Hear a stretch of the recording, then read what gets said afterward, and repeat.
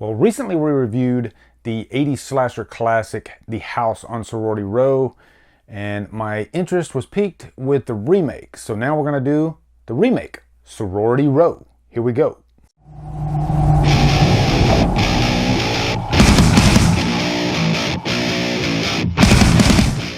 Sorority Row stars Brianna Evigan, Julian Morris, and is directed by Stuart Hindler.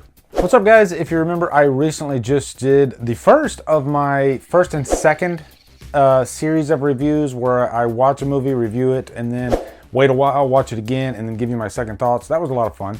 But after watching House on Sorority Row, it got me really interested in checking out the remake, because I like a good remake. And I remember, now this movie came out in like 2009, and I remember renting it, but at the time, I believe my kids were a little bit smaller, so I was pretty sleepy all the time. And so I think I fell asleep like in the middle of this movie. So I didn't really give it a fair shake. And also a quick shout out to Lindsay from Mother Mayhem, also the female voice of Scream Stream. She says this is one of her favorite guilty pleasures. And I don't want to misquote her or anything, but she really liked this movie. So I thought, okay, Lindsay, let's put it to the test. Now, first off, this will be a spoiler review. Keep that in mind. This is an older movie. But anyway, if you remember in the first movie, The House Mother, there was a prank that was played on her. And so her son, you know, who was a little bit mentally challenged, was going around killing all the sorority sisters. Well, this one, it's sort of a similar plot because it does involve a prank and it does involve some revenge, but the prank is played on another sorority sister, Megan. And I like how this prank actually played out because throughout this whole time, she's wanting to play a prank on Chug's brother because I think he was gonna like date rape her or something like that. And so they get to this like lake area, and this whole time, Garrett, the douchebag, actually thinks that she's dead. And so the sisters, they're planning out this whole prank for Garrett to think that she's dead, and they gotta get rid of the body. And so they all kind of walk away from the body, which that's kind of my problem, or my first problem with this. Somebody should have stayed with that body, just in case Garrett goes full tilt, which he does, and he stabs her through the chest with a tire iron. So we got a real problem now. He's really killed her. And so 8 months later, you know, the sisters have decided to keep this on the down low, keep this hush-hush, get rid of the body, and move on with their lives. Because if this comes out, then this will destroy their lives. Doesn't this sound really familiar? Yeah, it sounds like I Know What You Did Last Summer. But I Know What You Did Last Summer is kind of in the same vein as the original House on Sorority Row. So I guess House did it first. But throughout the rest of the movie, you got this unidentified killer going around in, now this time they're going with more of a just straight up graduation outfit instead of the jester outfit that is in the original, which I'm for that. Wasn't the biggest fan of that outfit, actually. But, you know, you got some killings along the way, many of them with a modified tire iron, which looks pretty badass. Now, right out the gate, guys, I'll tell you, I really did dig this movie. I had a good time with it. There are some cons, which we will get to. But first off, some things I really enjoyed about it. That opening scene, you know, from a directing standpoint, was pretty damn cool, actually, because it's all like one take, and the director's using like some different speeds along the way with the camera, and it's just really cool looking. It's fun, and it really just shows you what it's like in a college environment. You know, probably the best college environment with the nicest school possible. But you know, these are young people, they're having fun. And you got the girl with the onesie with the exit door open, which is funny. But this really sets the tone of what this movie's gonna be like. It's tongue-in-cheek, it doesn't take itself too seriously, but it doesn't go full-on comedy either, which I prefer more than, you know, one or the other. I like when there's a little bit of fun to be had along the way, I guess depending on the plot itself. And this is a slasher, so that's what you're gonna get. Also, there are a couple of nods to the original. One, you got the I love you because ... scene that's in the original. They do that at the beginning of this one as well, which is kind of fun. And then there is a nod to the famous cane weapon that is in the original, which was nice. I think as far as like what you want to copy aside from the basic plot of a remake is done perfectly in this movie.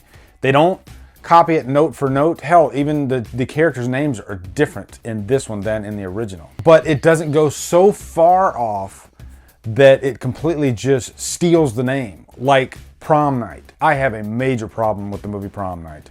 It has the basic premise of the prom, but everything outside of it is a completely different plot than the original, which I think is stupid. You should not steal the name of a classic slasher if you're not going to be the same plot. But I digress. As far as the characters go, I actually enjoyed all of the sorority sisters in this. You know, they all have their own different characteristics. You got Chug, who is our first kill. She's kind of the slut. And then you got Rumor Willis, who is Demi Moore and Bruce Willis's daughter. We'll get to the cons. But then you got Jessica, who is just a straight up bitch. That's what she is. And I think there is a character like this in every sorority, and she nails it. And then we got our main character, Cassidy, who you might remember from other movies. I remember seeing her in Step Up 2, and she's a hell of a dancer, actually. That is one badass scene in the rain when they're dancing and shit. That's fucking awesome. But I find her to be a really capable final girl. She does a good job in this, actually. You know, she's got this relationship with her boyfriend along the way, and she is the one at the beginning that does not want to go along with this, much like Catherine in the first movie. And so I think she does a good job along the way of dealing with this situation, because really she's blackmailed. You know, if she doesn't go along with it, then they're gonna pretty much place the blame on her, all of the blame on her, which is really screwed up. Now the kills in this movie, I actually dug them, you know, from, you know, just an execution standpoint, no pun intended, and also just, you know, the way this scene is filmed. A lot of the times you're going to see that weapon of choice, modified tire iron, used in the best way. You know, you got some nice impalements going right up through the neck in the shower scene, which, by the way, the shower scene is a really nice scene. If you're a guy and you're really into looking at sorority chicks, then this one definitely serves that purpose. But then also you got the Claire kill, where she's in the hot tub, and she is electrocuted in the face. Face electrocution. How would I say that? I don't know. We'll go with it. And I can't not mention Chugs, who was actually one of my favorite characters. I was sad that she died pretty early. This was one of the most interesting kills because she's drinking champagne, and then the champagne gets jammed down her throat.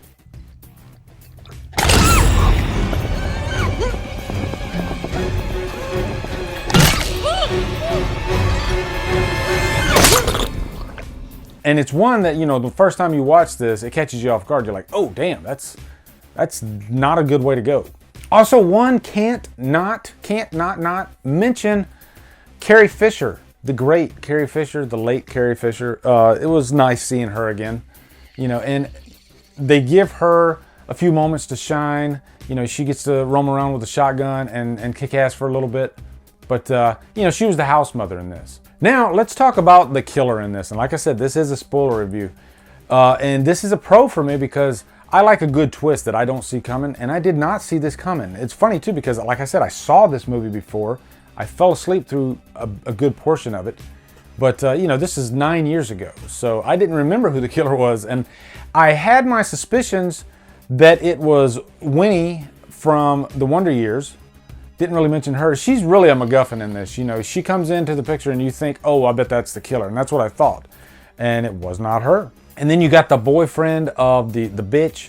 And there's a scene where he comes in at the end and you think, oh, okay, they're presenting the killer now. Nope, not the killer. And the killer was actually Adam, Cassidy's boyfriend. And it was really just a simple motive. He was protecting Cassidy throughout the whole thing, which is kind of an obvious choice, but I think it works. He really loves Cassidy. After that, Cassidy better marry him.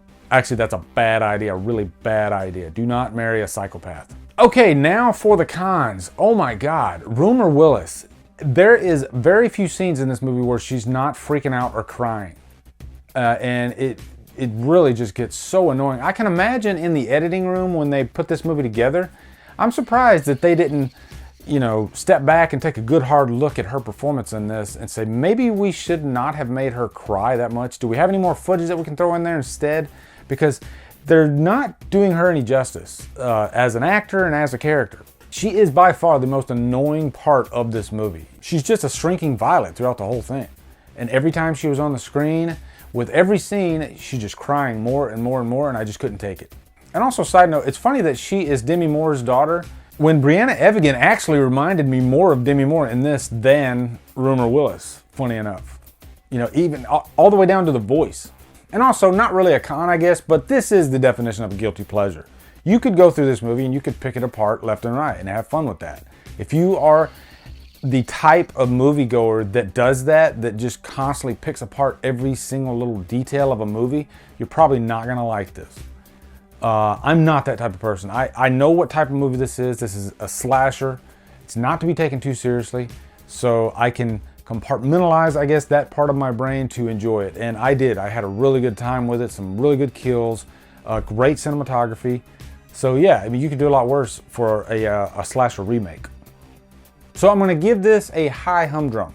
So anyway, guys, what are your thoughts on Sorority Row? Looking forward to hearing them. Also, be sure to come over to Killer Flicks, where we talk horror all day and every day. And on Fridays, we do Free For All Fridays. Follow me at Drumdums on Facebook, Twitter, Instagram, Letterboxd, and now Stardust. If you like what I'm doing, hit that subscribe button. I'd really appreciate it. Anyway, guys, thank you so much for watching. Have a great day, and Drumdum out. Well, recently,